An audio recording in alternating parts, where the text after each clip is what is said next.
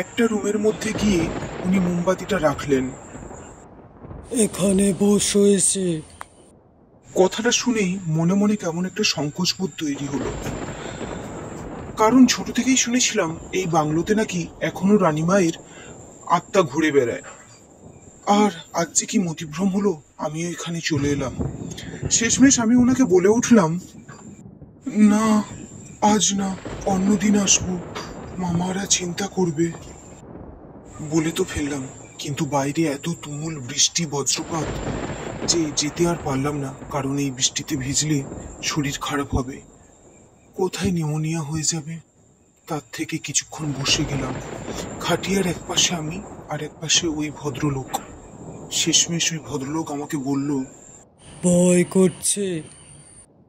একটা গভীর নিঃশ্বাস নিয়ে আমি বললাম, না, কিন্তু ছোট থেকে শুনেছিলাম এই ঘরের অভিশাপের কথা। হ্যাঁ, ওই সব কথা সত্যি।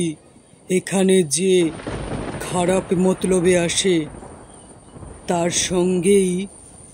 এত জোরে বৃষ্টি হচ্ছিল যে ওনার কথাগুলো মাঝে মাঝে শোনাই যাচ্ছিল না। বাইরে বৃষ্টি বজ্রপাত, আর সেই সঙ্গে মাঝে মাঝে ভাঙা জানালা থেকে জল ছিটকে আসছিল। এদিকে মোমবাতির আলোটাও দপদপ করে জ্বলছিল। তখন আমি বলে উঠলাম, এমন কিছু ঘটনার কথা কি আপনার জানা আছে? লোকটা কথাটা শুনে একবার রানীমার মহলের চারপাশে তাকালো, তারপর একটা গভীর নিঃশ্বাস নিয়ে বলল, হ্যাঁ, শ্রীরামপুরের এই বাংলো থেকে যে কত লোক উধাও হয়ে গেছে তার ঠিক নেই। সেই রকমই একটা ঘটনা বলছি, শোনো। সেদিনটা ছিল পূর্ণিমার রাত। আকাশে চাঁদের আলো ঝলমল করছে, সামনে বাংলো। আর সেই রাতেই গোপাল আর নিতাই নামের দুই বন্ধু বাংলোর সামনে এসে হাজির। হ্যাঁ রে, তুই কি সত্যি সত্যি এই ঘরে ঢুকবি? গ্রামের লোক কিন্তু এই ঘরকে নিয়ে অনেক কিছুই বলে। কথাটা শুনে গোপাল সিগারেটে এক টান দিয়ে বলল, ছোট রানীর এই বাংলোয় অনেক খাজানা আছে, মূল্যবান জিনিস আছে। বীর বাহাদুর মারা যাওয়ার পর ছোট রানী সেগুলো দেখভাল করেছিল। ছোট রানী মারা যাওয়ার পর এখান থেকে সবাই চলে যায়, খাজানা সব এখানেই রয়ে যায়। একবার ওগুলো হাতে পেয়ে গেলে আর পিছন ঘুরে তাকাতে হবে না। তারপর দুই বন্ধু ধীরে ধীরে মহলের সামনে আসে এবং দেওয়াল টপকে মহলের ভেতরে ঢোকে। কিন্তু গভীর রাতে এই মহলের ভেতর থেকে সব অদ্ভুত অদ্ভুত আওয়াজ আসতে শুরু করে। অনেকদিন আগে একবার এসেছিলাম দিনের বেলায়, এখানে দিনেও কেউ আসে না, কিন্তু উপরতলা আর নিচতলাটা খুঁজে দেখেছি, কোথাও কিচ্ছু নেই। যা কিছু জিনিস আছে সবই তেতলায়, ওই 3 তলাতেই আমাদের যেতে হবে। তারপর তারা টর্চ হাতে বাংলোর ভেতর প্রবেশ করে।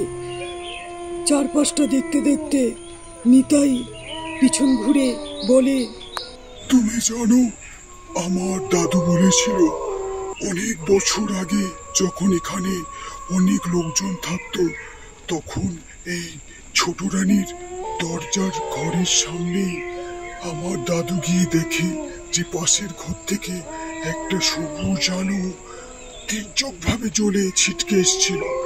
দাদু এগোতেই যাচ্ছিল, কিন্তু তখনই পেছন থেকে কেউ ডেকে নেয়। বাংলোর সামনে পৌঁছে দেখলো যে বাংলোর সামনে একটা বকুল গাছ সোজা হয়ে দাঁড়িয়ে আছে। মনে হচ্ছে যেন ওই গাছ এই বাংলোকে পাহারা দিচ্ছে। তারপর তারা ভালো করে এদিক ওদিক তাকালো। এরপর গোপালেরও ভয় হতে শুরু করলো, কিন্তু সে নিমাইকে কিচ্ছু বলল না, ঘরের ভেতর প্রবেশ করলো। তারপর তারা সোজা টর্চ হাতে উপরের দিকে উঠে গেল। উপরে গিয়ে নিমাই গোপালের হাতটা ধরে বলল, আমার ভয় করছে, ভয় করছে। আর ঠিক তখনই যেন মহলের চারপাশ থেকেই কেমন অদ্ভুত অদ্ভুত সব আওয়াজ ভেসে আসছিল। তখনই গোপাল কাঁপতে কাঁপতে নিমাইকে বলল, ভয়ের কি আছে, আমি তো আছি। চাঁদের আলো ওই বকুল গাছে এমন পড়েছিল যে তার ছটকটা দেওয়ালে এসে পড়েছিল। মনে হচ্ছিল যেন কোনো মেয়ে লম্বা চুল দাঁড়িয়ে আছে। ছোট রানী, ছোট রানী! আরে স্যার, এটা গাছের ছায়া। তুই এত ভীতু জানলে তোকে আনতাম না। তোর যদি এত ভয় লাগছে তুই চলে যেতে পারিস। কথাটা শুনে নিমাই চুপ হয়ে গেল। তারপর ওরা দুজন মিলে সেই দরজার দিকে এগিয়ে যায়। শেষমেশ সেই দরজার সামনে এসে দাঁড়ায়।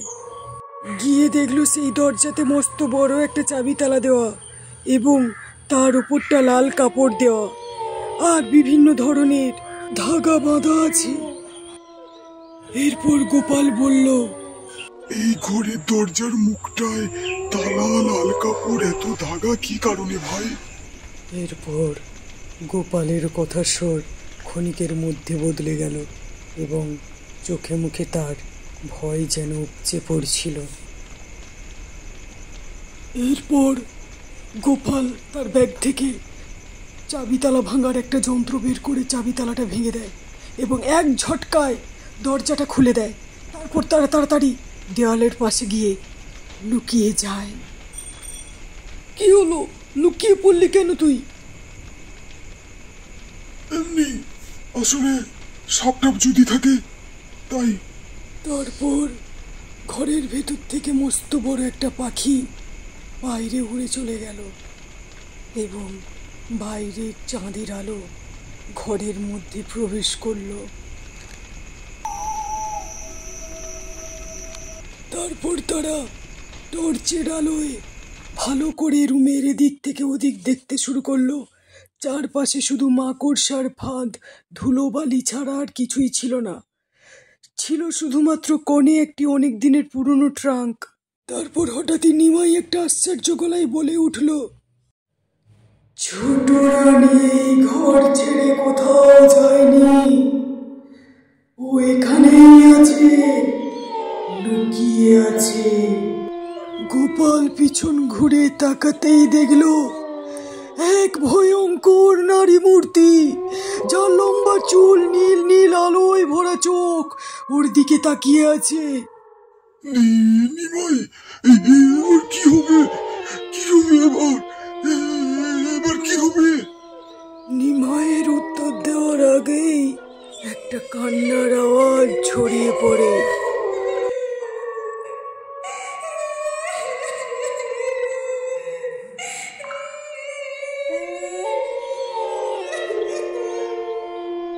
ভয়ের দাপটে ওরা দুজন কাঁপতে শুরু করলো আর এদিক ওদিক তাকাতে শুরু করলো।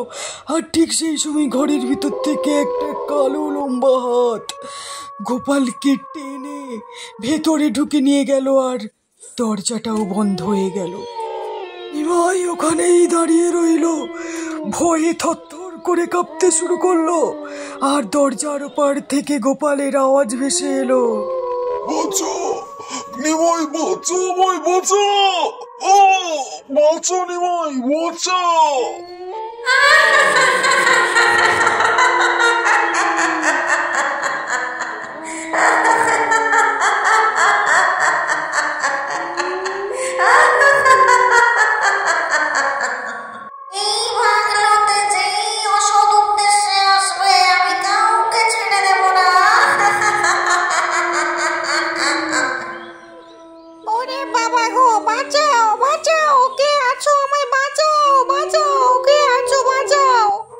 সেদিন কোনোভাবে নিমাই ওখান থেকে বেঁচে ফিরে গেছিল।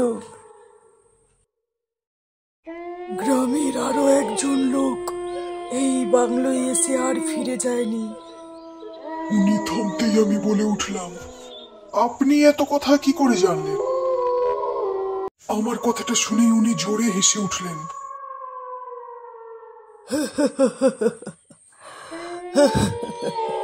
কি করে জানলাম? আমি জানবো না, কে জানবে? আমি তো গোপাল, যে বহু বছর আগে এখানে আটকে রয়ে গেছিল, যেভাবে আজ তুমি আটকে পড়েছো।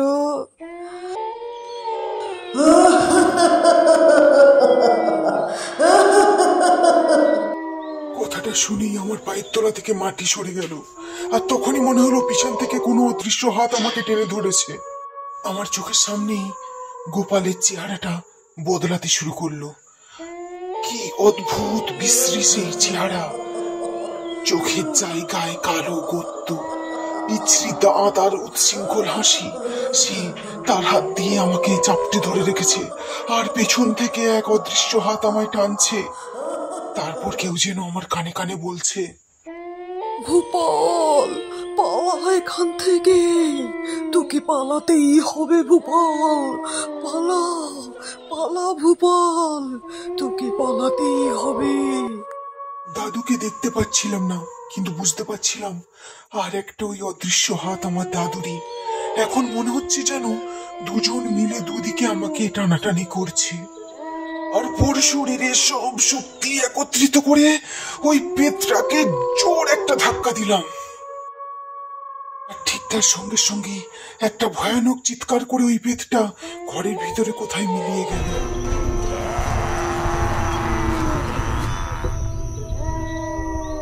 কিন্তু তখনও আমি আমার দাদুর স্পর্শ অনুভব করতে পেরেছিলাম। তারপর কোনো দিকে না তাকিয়ে আমি ছুট লাগালাম। ভূপাল, যা যা এখান থেকে, যা তাড়াতাড়ি যা, তাড়াতাড়ি পালিয়ে যা ভূপাল। এখান থেকে তোকে পালিয়ে যেতেই হবে। বেরো বেরো ভূপাল, ভূপাল। তারপর দাদুর গলার আওয়াজও আর এলো না, আর ছোট রানীর মহলও শান্ত হয়ে গেল। শ্রীরামপুরের ছোট রানীর বাংলোর সম্পর্কে মানুষ যা যা বলে ওখানে সবই সত্যি কথা, সবই সত্যি। যে ওই মহলে একবার যায় অসৎ উদ্দেশ্য নিয়ে, সে ফেসে যায় আর ফিরে আসতে পারে না। ওই রাতে যদি না দাদু থাকতো, তাহলে হয়তো আমি বেঁচে ফিরে আসতাম না। আমিও ওই ধাঁধায় ফেসে যেতাম। দাদুর জন্যই আজ আমি ফিরে এসেছি। আজও ওই রাতের কথা ভাবলে ভয়ে গাটা শিগড়ে ওঠে।